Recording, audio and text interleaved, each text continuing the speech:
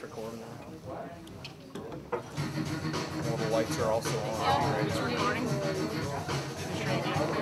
You live here? Yep. Your room? Who's that? Most exciting and unique entertainment venue. How you doing tonight? Good mood? Yeah! You sound like hundreds, ladies and gentlemen. Ladies and gentlemen, we have a wonderful show for you tonight. Welcome to the ComedySchools.com Graduation Comedy Showcase. Tonight you're going to see 11 of the funniest performers in the entire world, ladies and gentlemen. They're going to perform for you tonight right here in this very room, and then they're going to follow you home, ladies and gentlemen. Right now the opening act is playing with my leg. Ladies and gentlemen, this is going to be a stunning repertoire of incredible comedy, and you are going to enjoy yourself. You're going to have tons of fun. Are you ready for the show to start? On the stage right now, ladies and gentlemen, is the man who kind of helped put this whole thing together. He's actually the guy who's on the microphone at this very moment. How about a warm welcome, please, for your host and MC tonight, Mr. Tony Visick.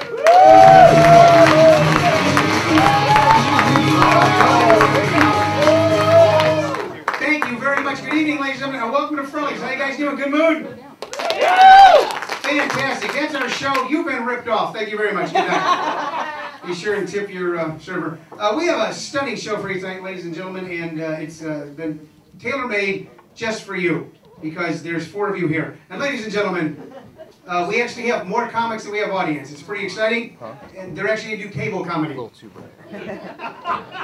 We will actually send a comic to each table, and they will ask you what kind of jokes you like, and then they will do those jokes for you. And you get a t-shirt. And you get a t-shirt, and we've brought our own laugher, ladies and gentlemen, right here. So I want you to know, ladies and gentlemen, that even though it's a small crowd, and let's just get that out of the way, it's a small crowd, that you are a hot crowd. You are a hot, sexy, young crowd. You are rock and roll outlaws with a 6-string gun, making love for fun, ladies and gentlemen. That's who you are. Later on, we're going to take everybody out in the parking lot, and we're going to take off our shirts and hose each other down. Ladies and gentlemen, this will be the most incredible night of your life.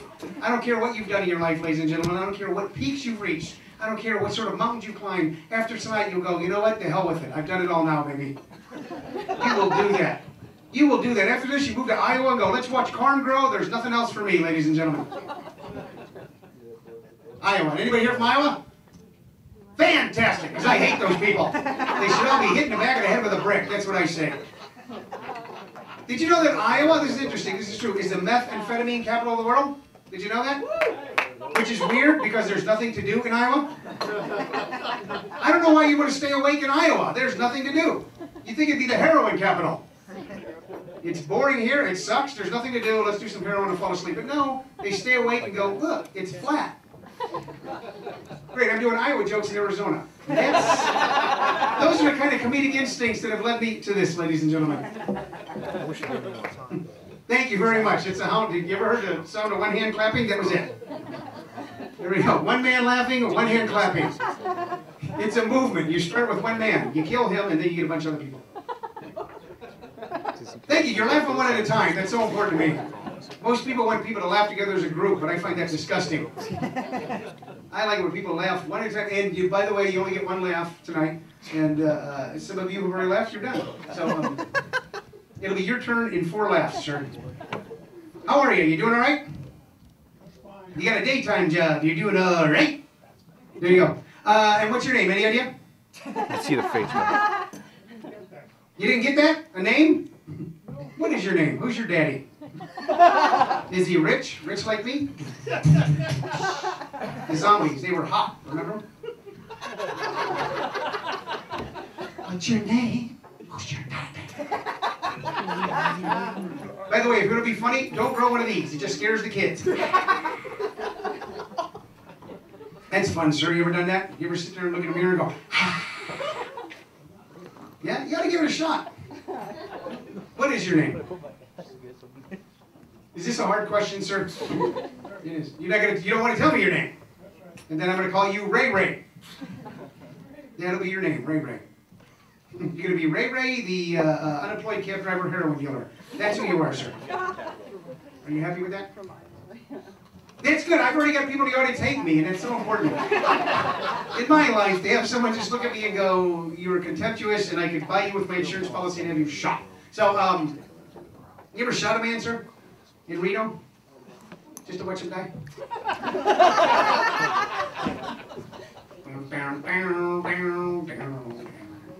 Well, this is, you know what, this is a lot of fun. I'm a Democrat, and this is what I get. Yeah, I think it was on November 3rd, people were calling me up going, Massachusetts can't have everything. They won the Super Bowl, the World Series, but they didn't get their guy out of there. That's what they actually wanted. They went, please vote for him for president so he will leave. But he stays. But that joke's out of the act now. It's gone. I tried it out here, and, well, you know what they're laughing at in the back? My pain, sir. They're sitting in the back going, man, that's fun. But soon you will be up here, so enjoy it now. That's kind of like the other Christians watching the Christian out eaten by the lions going, that's funny. What do you mean, my turn?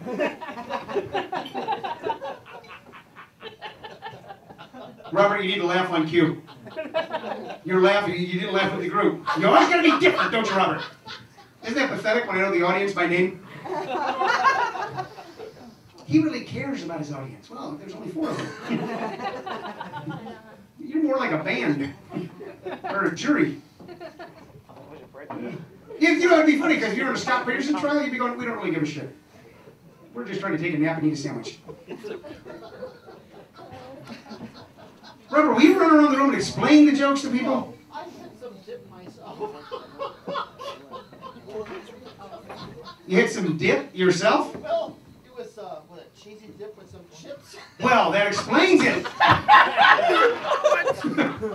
That explains it all. I know the entire room is here to see 2 people, and that's important.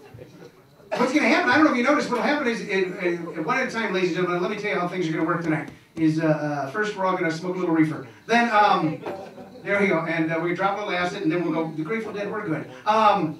We start from the back, and people will come up here and do shows, and it'll be such a long show that eventually it'll be your turn. And then you'll come up here and do a show. And then the horse with no name. And I've been to the desert with a horse with no name. And here he is, ladies and gentlemen, in Arizona, the horse with no name, right here. I changed it from a man to a horse for the bit, personally. I don't care if you like animals or not. That's your thing, fine. But,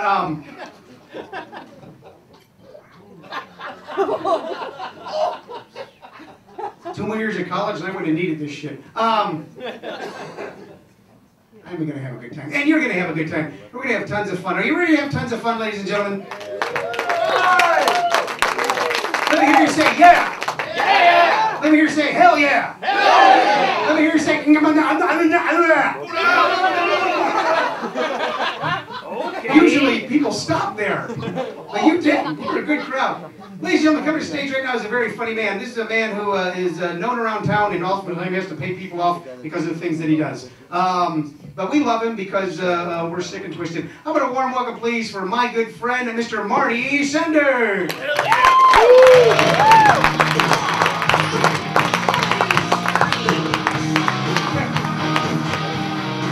Big round of hand for Tony Visage. All right, how's everybody doing tonight? Yeah. Where's Ray Ray? Which one's Ray Ray? I love you, man. Is that your wife? I love you too. Okay, hey, my name's Marty. I live in Scottsdale. Came to Scottsdale after serving 30 plus years in Philadelphia. When I was living in Philadelphia, a lot of friends from Boston used to come down to visit me. And the first thing they'd always want to do in Philly is grab a Philly cheesesteak. You see them everywhere, and they're yummy good. Now my friends from Boston come to see me here in Scottsdale. First thing they want to do is grab a fake breast. You see them everywhere, they're yummy good.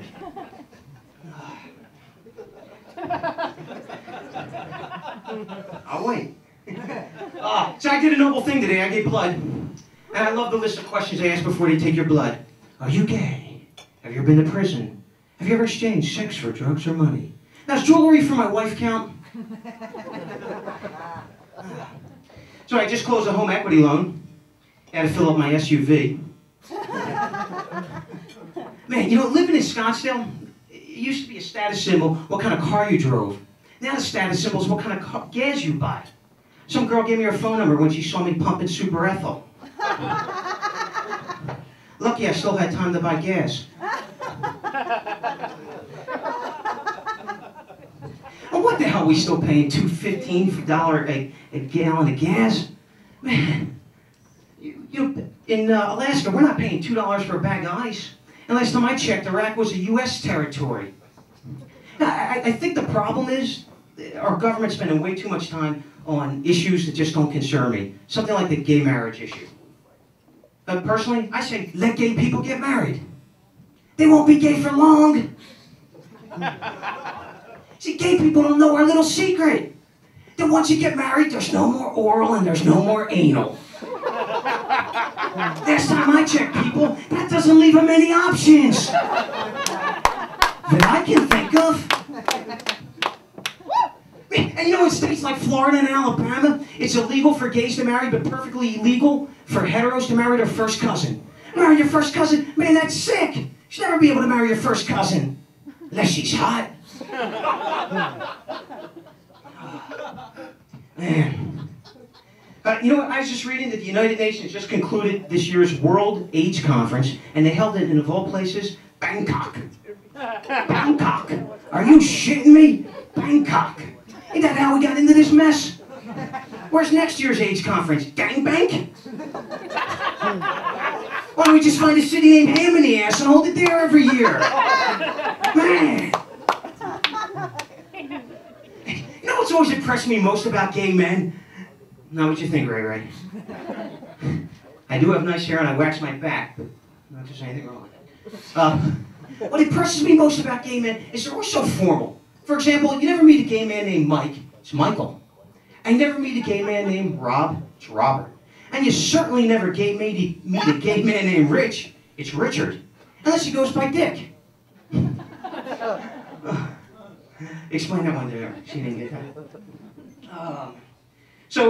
This summer I found myself watching a lot of the Olympic Games, mainly because I had nothing else to do. And it dawned on me why I would never be this world-class Olympic athlete. First off, I couldn't seem to find that sport that was really custom-made for a short white Jewish guy with minimal athletic ability. But even a bigger obstacle to my Olympic fame was I couldn't find that hard luck story they like to tell about the Olympic athletes. You know, the one that goes something like, here we are with Svetlana Mybalzic from Uzbekistan. Svetlana Mybalzic was once Uzbekistan's most promising swimmer before she was tragically tortured in a nuclear accident where she lost both her ears, eyes, nose, mouth, and all the flesh above her neck. And even worse for Svetlana Mybalzic was the fact that she lost all of her limbs. But now, thanks to medical science and prayer, and the worst fucking laugh I've ever heard,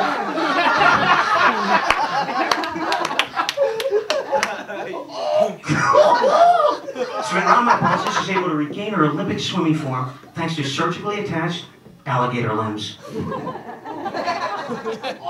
Right?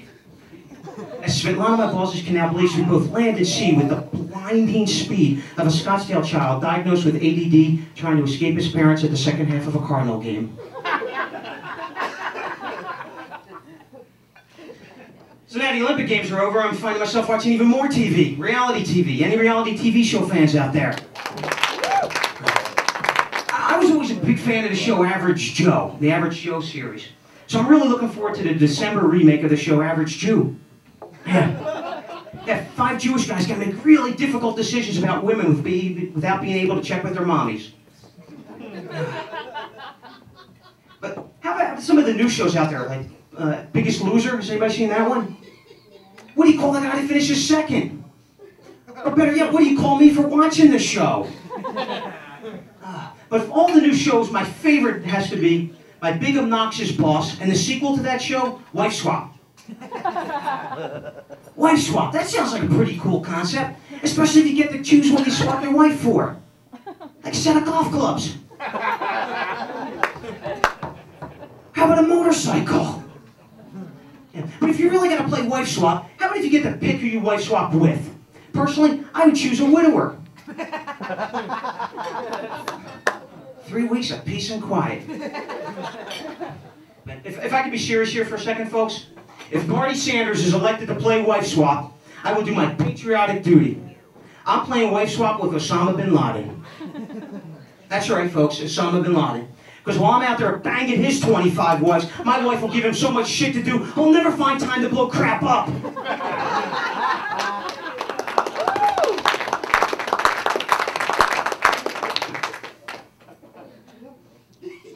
That cave will look pretty good compared to my prison.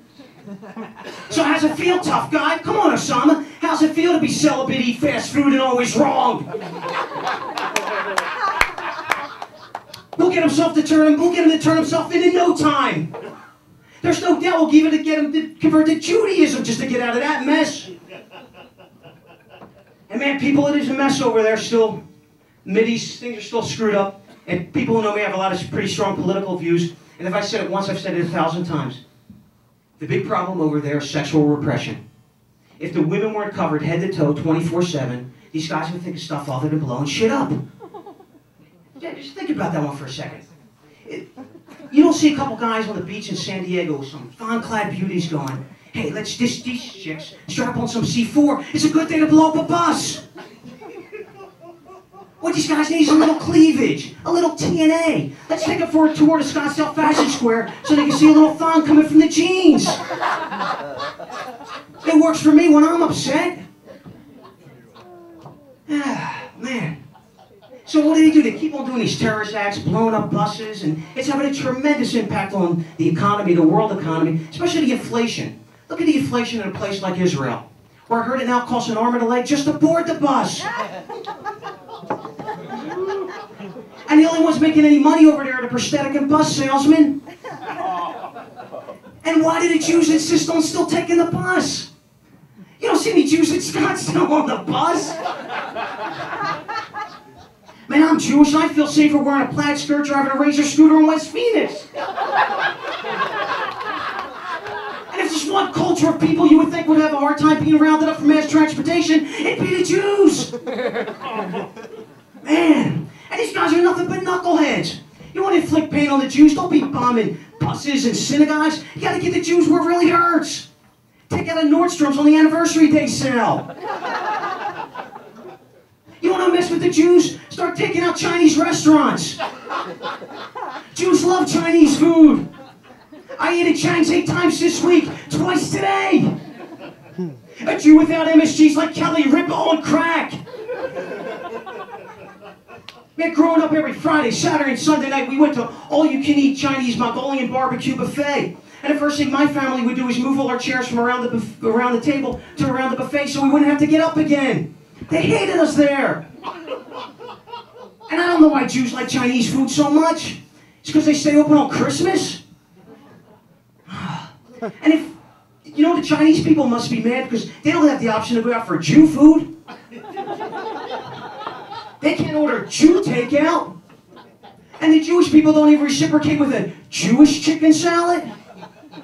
Man, and for a group of people who go out to eat as much as we do, you think we'd have our own restaurants. Think about it. You can go out for Greek, you can go out for Japanese. We don't hear a couple Mexican guys going, hey, Vato, let's go get some Jew, man. Jew and Bertos open leg. Gee, man, no, Jew. Well, you know Jew gives me gas. It must have been the roast beef of Jew. You know how Grandma gets when she eats Jew? I think she's Jew intolerable. Anti-Semite. Oh, man. Well, at least we do have our own delis, so we're one up on the Mormons. They got nothing. You know where else I kind of felt slighted growing up? There was never a chance to take off from school or work for Jew Day. You never got to go to a Jew Day parade. That's not because we didn't have our own restaurants to get sloppy drunk at on the parade route like the Irish can. The Irish guy laughs. Man, and if you give us our own special day, I'll tell you how we'll celebrate. We'll give up MS Jew for the day. We'll go shopping at Nordstrom's and play full price. Thanks, people. Thanks for being here tonight, and have a good night.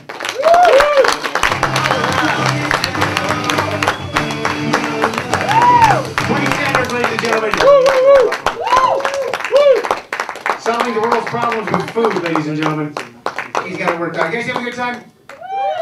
Way to keep the show moving right along for you, ladies and gentlemen. We have 45 comics tonight. Coming to stage right now, he bats left, throws right. He's a record of 4-1 with 3 TKOs. Ladies and gentlemen, this is a very funny young man who's been with us quite often, and he's one of our personal favorites. In a moment, you're going to see why. How about a warm welcome, please, for Mr. Cody Kopp.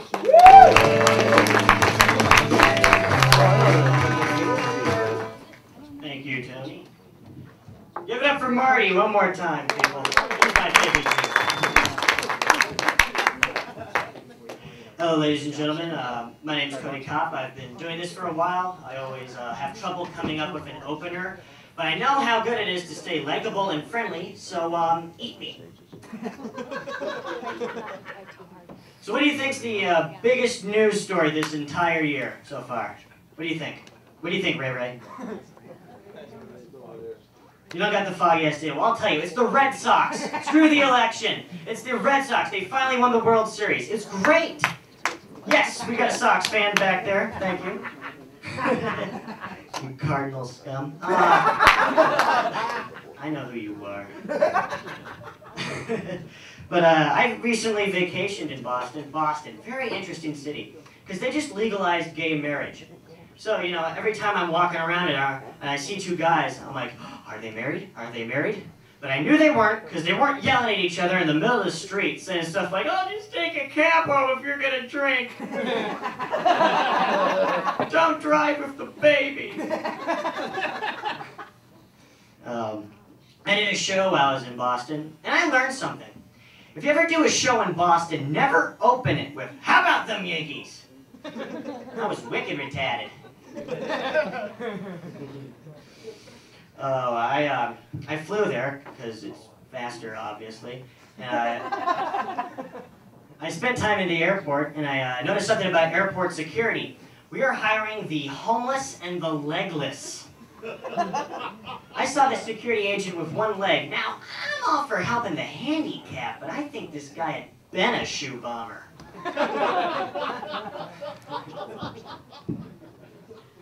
I'm in high school, sophomore year.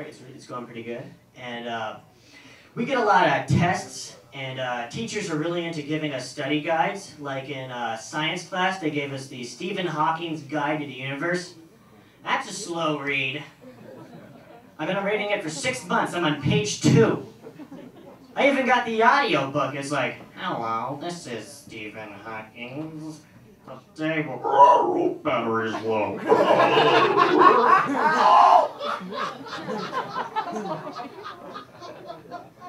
In geography, they gave us a road atlas.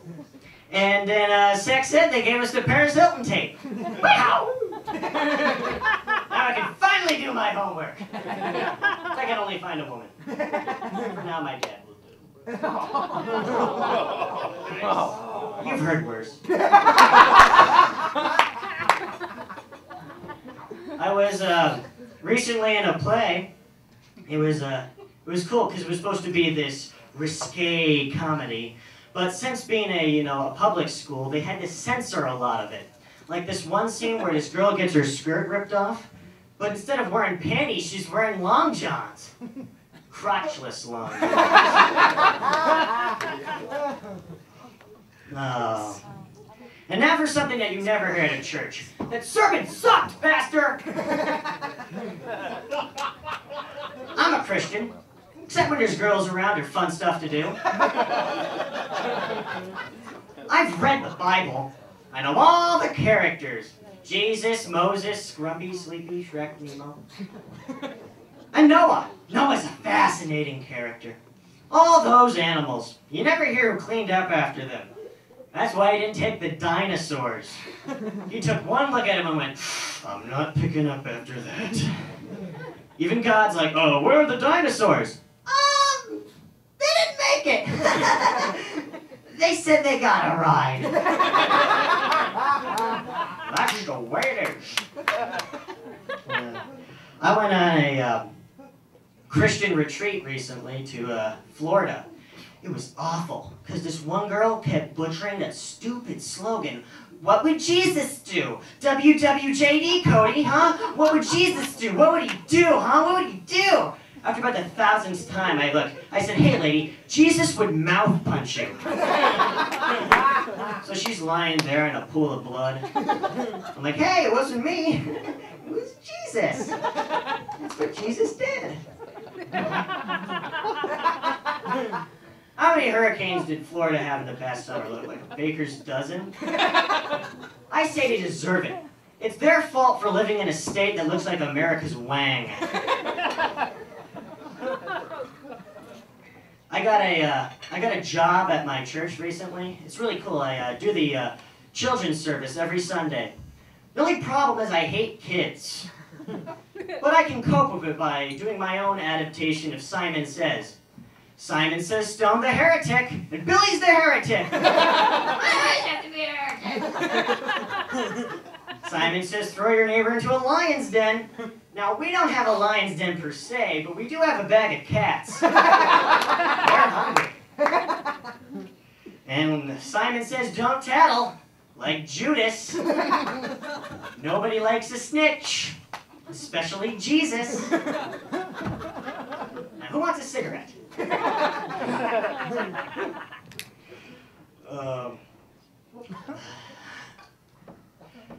know what irritates me? Jockage. But besides that, why does it always seem that presidents get a book deal? I mean, there's the Ronald Reagan story, Bill Clinton's My Life, George W. Bush's Hooked on Phonics. Lesson 1, Chapter VII. To fight the war on terror, we must plan it with great strategery and use all our nuclear devices. I read the book. I like corn. I like cooking and eating corn. Because, you know, corn is unlike any other food like steak or fish. It can never burn. Corn can only become popcorn. When you buy fish, you know, you always have to make sure that it doesn't have mercury in it. Oh no, you can't eat a fish that has mercury in it. Who cares if you eat it? Look at a fish. He's been swimming around going, it's exactly 65 degrees and I don't know why. That's a terrible one to end on, so I'm gonna do one more for you. This is a brand new one. I got a girlfriend recently. We just broke up. Been a week, yeah. Not the part, you know, that, you know, the relationship wasn't going bad. She's a bitch. And, you know, I tried to break it to her nice and soft. You know, I said, you know, honey, baby, you know, it's not you. You see, it's me. You see, I think I can do better. Thank you very much. That's my time. Cody Kopp, ladies and gentlemen. Give him a hand. Give Cody Kopp a hand. We have a couple young performers that take the class, and I want you to realize, if you think about this, and I know that all of you are sitting out there, well, some of you will be up here in a few minutes, but those of you who aren't, you're sitting there and you realize what it takes to actually come up here and attempt this. Think about it for a moment. What it takes to go, I'm going to go in a room full of strangers, or maybe some people, even scarier sometimes, people that I know, okay, and go up there and tell jokes, attempt to make them laugh. I think it takes a lot of courage. And I guarantee you that guy there, Cody, who's been with us a few times and writes all that stuff and works on it, that years from now, it'll be great things for him. I want you to give him another hand, because he's a very funny young guy. And the girl he broke up with, I'm dating now, because I can't do better, because I'm too old. So it really, for me, she's a 10. For him, she's a 2. But that's how it goes. And I can buy her beer, and she likes that. Ladies and gentlemen, coming to the stage right now is an extremely funny young man who is going to give you some hairstyling tips. Here's a man desperately in need of a chef. Oh, he is a finalist in what is currently the premier comedy contest in town at Trash City. Tomorrow night, if you're looking for something to do, you go down there. Actually, you want to come here, we're doing a show. But after that, you go down there and congratulate Matt Martin when he wins the contest. How about a warm welcome, please, Matt Martin!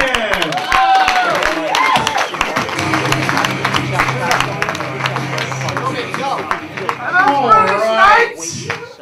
Glad you guys showed up, because if you didn't, thanks for the laugh. Hadn't even made a joke. Thanks for coming out. Can you leave now? Comics laughed. You guys can laugh too. It's cool. Oh, man. You know, I'm just glad you guys came out, because if you didn't, there probably wouldn't be a lot of people here. Oh, my life, I gotta be honest, is awesome. Your guys' lives suck. I don't know if that was the best opener for that joke. I might want to rethink that. But it is. I don't work a 9-to-5 job. I sleep in till noon. I party till 6 in the morning. That's only 6 hours of sleep. I'm under a lot of pressure. I don't get 8 hours like you guys. I'm screwing around for 18 hours a damn day. And it's tough. Look at me. I'm not trying to do my hair.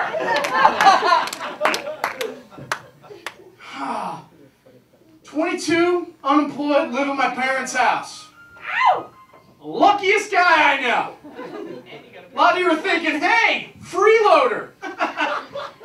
Operative word, free. I have no bills. And I'm loaded. But Matt, you're not an achiever. Good. Look at people that achieve things, like Martha Stewart. They get indicted and sent to a woman's prison. That's never going to be me. I'm never going to be sent to a woman's prison. Which really sucks, because I'm good at crafts. Give me an egg cart and I'll build a house. Or at least an escape ladder. Arts? Not so much. I knew a guy named Art. He was really mean. He was a dick. I called him Art. Other people called him Tony the host.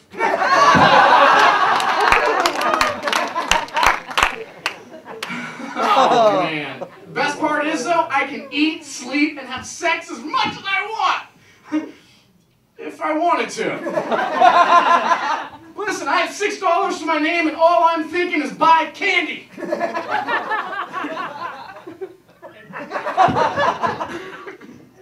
Hey. You know, the sad thing is, my parents, like my dad, when he gets drunk, which happens kind of a lot, he talks to me and my sisters, as if we're his friends. Like, he just comes up, he's like, I'll tell you something. We should have never had children. They ruined our lives. We used to have fun. Dad, would you put the candles on the birthday cake and sing now? Fine. Happy birthday to you. The reason I can't retire early.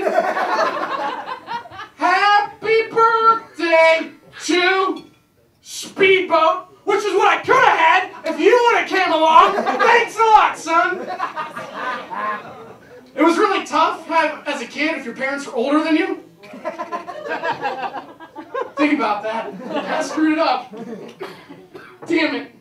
This is what I call my diversionary tactic. Now I forgot what just happened. You guys, not so much. It was sad though, because like when you were a kid, my parents were a little older, and they were going through their midlife crisis when we were like kids. So basically it was like, well, we could have went to Disneyland this year, but Dad had to buy a Porsche. That's my this joke didn't work dance. Oh, I loved it. This mic feels loose. You hear it? We're professional. That's why. Anybody here ever have a first job? First check, British Knights. I haven't. No, my first job, I had one. It was like my only job, but whatever. It was at Dry Clean USA. And it was crappy. I got paid $5 an hour. That wasn't really the crappy thing. The crappy thing is I had to act Chinese. And I only do a good Korean. I'm your dragon master! You know, Korean. The sad thing was people would drop off their shirts, come back 20 minutes later, and they were still hungry. That was a stereotype joke. Think about it. I love you, Curtin, because the audience doesn't like me. I just don't get it. Put my hand. People, this was the sad thing about my job. If we found money in people's pockets, we were supposed to return it. Getting paid $5 an hour. Some girl actually got in trouble. Like, she's like, do you know Hillary tried to keep $7 she found? I was like, that's just wrong. And so I just found $100. Then the crappy thing is, I got my pants dry cleaned and I lost it because those people steal. Damn Koreans. Oh, parents, they're here. It's making it tough. We had I remember one Christmas, I got a big time wrestling doll, and I was like, big time wrestling, woo! Big time wrestling. And I grabbed a screwdriver as soon as I unwrapped it and just started smashing it with the metal point just coming closer to my face. And luckily my dad was there to take it away. Not the screwdriver, the doll. And then he told me just to run around and pretend the screwdriver was a telescope. No, me and my dad, we used to have a lot of fun. Like, we'd go camping, and we played this really fun game called Watch Dad Get the Fish Hooks Out of the Tree. Because fishing poles made good swords. Plus, if they were up there, the bears couldn't get them. My dad actually called me a stupid fisherman. I was like, oh. So I figured I should ask him questions, to learn about fishing. So I was like, hey, Dad, does whiskey always make a good bait? Because you say you drink like a fish, is that why you catch more? Hey, Dad, does every fisherman dive into the river after his cooler full of beer, then blame it on his shoes and his son got him for Father's Day? See, I didn't know any of that. He was the best fisherman ever. I love that joke. Screw you guys. That's funnier than shit. You know what I really hate? I hate people that are like, they use that cliche, well, I'm not going to be the person on my deathbed that says I wish I spent more time in the office. I'm not going to be that guy either. I'm going to be the guy on my deathbed going, because I'm freaking dying. Get off my oxygen tubes. Cool, I want to test that. You know what I love, though? Are people that come to your house to try and sell you something. You guys seem like you don't really like it, but I love it. Like something like a vacuum cleaner or something. Because if you have a lot of time in your hands, you can get them to vacuum your whole house.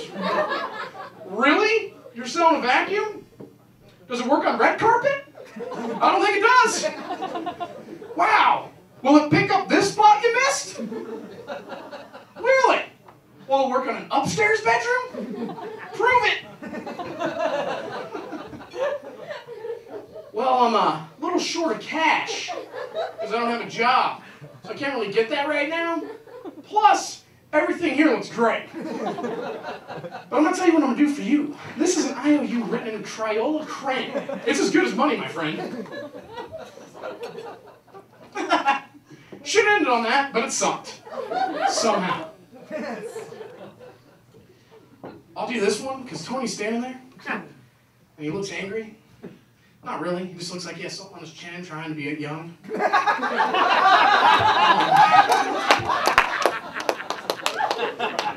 know, I really hate when girls say to me, get away, get away, get away! Because it's so repetitive. I mean, after the first one, I get the picture. You want this. They actually have a jacket now to prevent women from being attacked. That sends out an 80,000 volt shock. And this thing totally works. Because when I see a girl walking down the street going, oh, oh, oh, I want nothing to do with her. Actually, I ran up, gave her a hug, so I'm a hair guy like this. All right, I'm Matt Martin. Thanks a lot.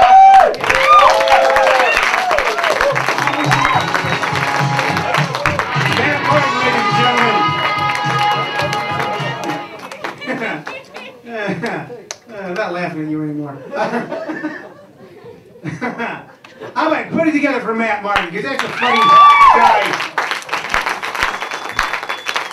He will be doing a contest tomorrow night that we hope he wins, because he doesn't have any money, and he owes everybody money. Our job, and his mom and dad are here going, we kind of hope he wins too, because Weird if he wins, he'll move out. So Their dream. you're being heckled by your parents and you're not on stage. This is your life, Matt Martin. Your parents are going to tell some jokes we can dance to. They go, is that Harry your family side? No, that's not my family side. You're the one he's adopted. His own mother said that. That's Screw the good. book, just make a movie for him. What's that? Gotta screw the book and make a movie. Screw the book and make a movie? Yeah, no. You're a fun date, aren't you? Here's what we're going to do. Won't they make the pages sticky? Ladies and gentlemen. Oh, come on. You were thinking it. I just said it, all right? All right. Coming to the stage right now is an extremely funny young man making his return. He was with us some time back, and he's come back to join us once again. He's going to perform for you right now. You're going to love him. I'm going to warm welcome, please, Mr. Russ Garofalo. Get out of my circle. Yes. I said I wouldn't perform here unless it was perfectly circled. Thank you. So my name's Russell Garofalo, like Janine Garofalo. We're not related, but I've been waiting to meet her because I want to find out if people always bring me up when she says what her last name is. I'm waiting. I find I perform better if there's somebody out there in the audience that I'm really attracted to, that really turns me on, just gets my juices flowing, because that's when you're at your best, and it's true. And I'm not going to name any names because I don't want to embarrass anybody. It's you, leather jacket, blonde hair, right there. Uh-huh. And I guess like 2%, I don't know, that guy. I think I'm like 2% gay because my mom used the rectal thermometer when I was growing up. I remember her asking, and I just thought about it for a second. I was like, well, there's nothing in front of my face. I can see the TV really well, but no, I don't like how it feels. So 2%. It's not bad. I've been reading this book about Hitler. And it turns out when Hitler was a kid, when he was young, before he was, you know, Hail Hitler! Back when he was just, hey, Hitler! He wanted to be an artist. And so he applied at this art school in Vienna, but he got rejected. And the guy who rejected him was like, I asked him to draw a cross, and he draws it all crazy and crooked. And that mustache is like 6% gay. But Hitler didn't let this stop him. I mean, he was really mad. He's like, you guys are Nazis! The guy was like, what? He's like, you'll see! But Hitler, I mean, you know, he was a real go-get-em kind of guy. So he continued, forthright. And he went on to study ornithology, which is the study of birds, where he created the famous goose step. They tried out the duck walk, but it wasn't intimidating at all, I think, to anybody. And this is a very creative period for Hitler. He's just doing stuff all over the place, just creating all the stuff we've come to know and love of his. He created in this period. A very prolific time for Hitler. Just a blitzkrieg of creative energy across the world. Now, they didn't come up with this stuff initially, though. They tried out different things. He was the one who created line dancing. He got all of Germany lined up in one long row. And they're like, all right, guys, try out this move. This one is the crotch cough butterfly, which goes like this. The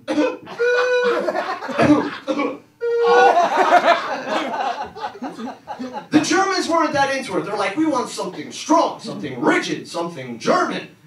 So then they came up with this one that almost ended the whole regime. It was terrible. Everybody's lined up, and they come up with the elbow punch. Everybody to the right goes down. All of Germany goes down. Hitler's the only one left standing. He's like, you know what? Bad move, but it sounded kind of cool. We will kill Jews. Kill Jews. You gotta be Jew knows you gotta be